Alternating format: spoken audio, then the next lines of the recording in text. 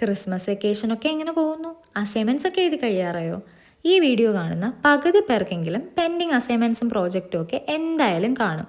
പണ്ട് മുതലേ ഉള്ള ഒരു ആചാരമാണ് ഈ ഒരു വെക്കേഷൻ ടൈമിൽ കുറേ അസൈൻമെൻറ്റ്സ് എഴുതാന്നുള്ളത്. ക്ലാസ് തുടങ്ങുമ്പോൾ ഇനി ഇതൊക്കെ കംപ്ലീറ്റ് ആക്കാനുള്ള ഓട്ടത്തിലും ആവും എല്ലാവരും.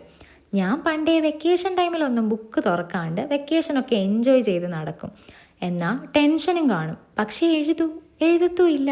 കുറേ എഴുതാനുണ്ടല്ലോ എന്ന് ടെൻഷനൊക്കെ അടിച്ച് നടക്കും. ലാസ്റ്റ് ക്ലാസ് തുടങ്ങുന്നതിൻ്റെ തലേ ദിവസം മരിച്ച് കിടന്ന് വരപ്പും എഴുത്തും ഒക്കെ ആയിരിക്കും. ഇന്ന് ചെയ്യാൻ പോകുന്നത് കുറച്ച് ഈസി ആയിട്ടുള്ള അസൈൻമെൻറ്റ് ബോർഡർ ഡിസൈൻസ് ആണ്.